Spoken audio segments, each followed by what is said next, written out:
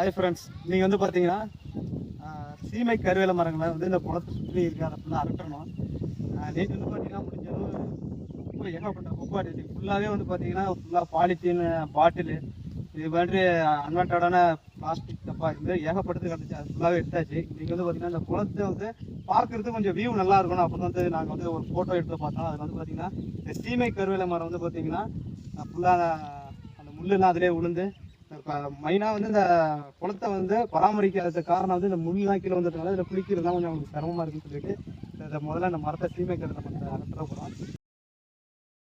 First time இதுமாரி வெட்டுறதுனால கொஞ்சம் தடுமாற்றமாக இருந்துச்சு. ஏன்னா மிஷினும் புதுசு, அதை வெட்டுற நானும் புதுசு. அதுக்கப்புறம் வந்து நல்லா ஈஸியாக இருந்துச்சு வெட்டுறதுக்கு.